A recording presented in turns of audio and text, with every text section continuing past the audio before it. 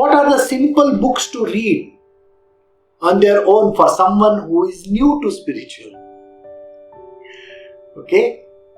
Someone who is new into spiritual, what are the books? I have seen people reading the Bhagavad Gita. Of course, it's a very nice book to read. You can read by most of these authors over there, but let me correct you over here. The Bhagavad Gita is a very, very hidden kind of a text. It's a gem. Nobody, let me assure you, nobody who has got the normal mindset can actually understand the Bhagavad Gita. It is not possible. The whole of Bhagavad Gita is a codice. It's a codex. Code. It's written in code. It's exactly like all the scriptures are written in code. You need a decoder for that. Somebody who can show you what it means. Let us think about a scripture which you have in front of you. Somebody who has given an explanation, say 25 years ago or 20 years ago. Someone who has given in 1950s or 60s or 70s. Think very carefully. Do you think the exposition given at that time is valid today? Not at all. Think what is being said over here. Today we are living in a world where the electronic media is so advanced than 50 years ago. India was struggling even for the television sets. Relationships were different kind. The word was hidden. Nobody said difficult words which people, please understand one thing, you can nowadays say a lot of words in public. That time, a lot of censorship was there. You couldn't utter words. So the relationship aspect, the kind of wars that are going on, the education that is there, the environmental issues that are there, the diseases that are there, the wars that are being fought. Today, do you think it is the same war that is fought many years ago? People stand in front of each other and, fire whatever weapons that they have. No! They are covert operations. The entire governments are overthrown. So many things are happening which are not there. The Bhagavad Gita is a text which is telling you about these kind of things which have no relevance if somebody has written it 50 years ago, even 20 years ago. 20 years ago, we were not having such an advanced apps and all that. Did we have that? No. We were dependent on the snail mail. We were dependent on a lot of other things in this world. Today we are not. Remember this, even 2 years ago, something that happened is happening now, and yet when the pinch was felt 2 years ago, today you are not feeling that pinch. Demonetization, if you remember. Everybody was struggling for the 10 rupees, 50 rupees, 100 rupees and 1000 rupees. If you had a 1000 rupee note, you were in trouble. Today, most of the people are making payments by apps. So doesn't that tell you that the whole thing has changed even in 2 years' time?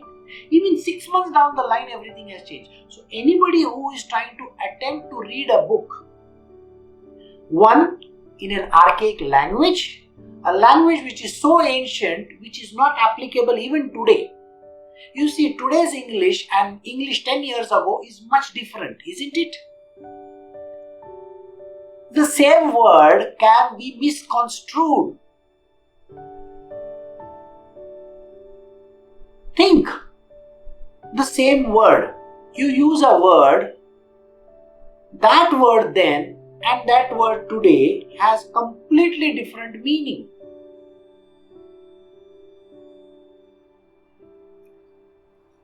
The meanings are different because you don't even know what they mean today.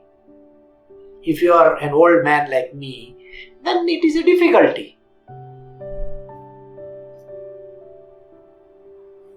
So the language is itself changed.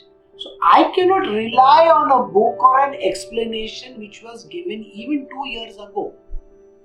So the important part over here is, which is the simplest book that you can read? Well, storybooks. Storybooks of saints, sages.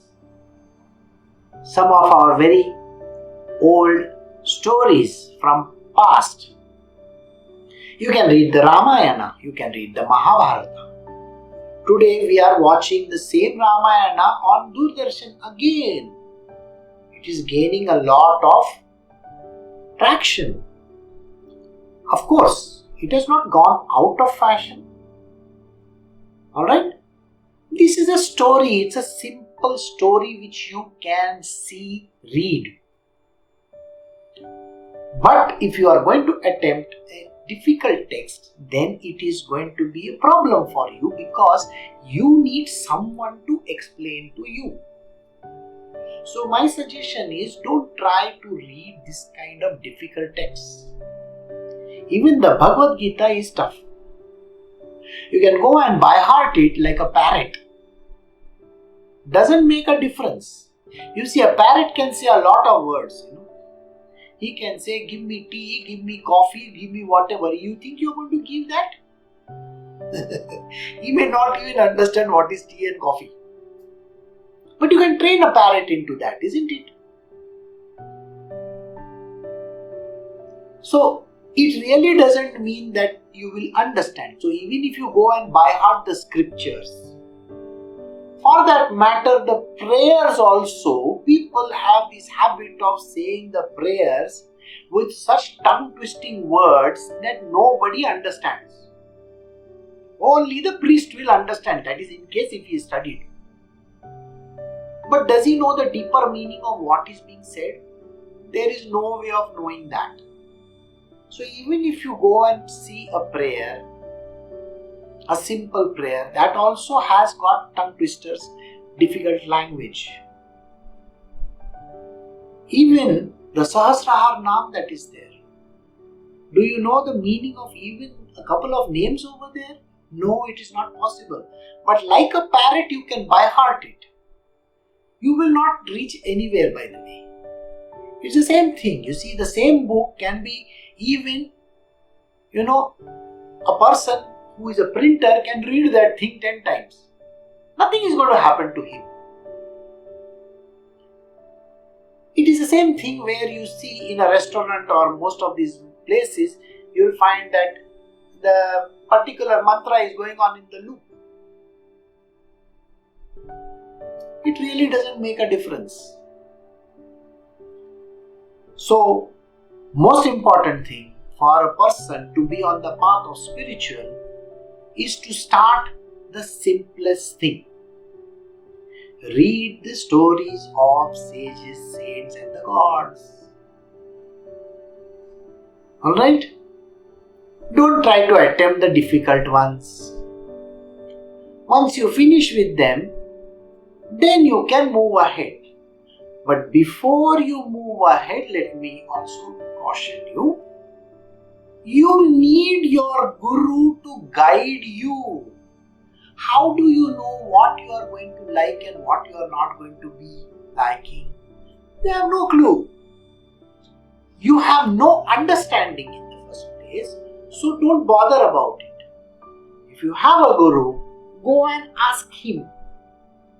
Say, what is it that I should be doing? Take knowledge from him. When you do that, you will understand that he will guide you in the process. Isn't that why he is there? He is a guide. He will show you the path. He will say, just do this. And you just got to do it. Some gurus will tell their disciple, just write the word Rama. That's it. So you take a book, write the word Ram, Ram, Ram, Ram, Ram, Ram, Ram, Ram, million times. That is all. So whatever the thing that your guru says, that is what you got to follow. Because at the end of the day, he is the one who is guiding you. But then you also need his support. So you have to have a guru with whom you can always have a relationship, which means an ongoing relationship with him. You are going to have issues. How are you going to solve those issues?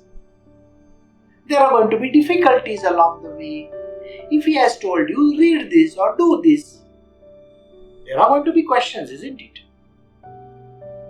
Here, am I not attempting your Q&A so that you understand certain things?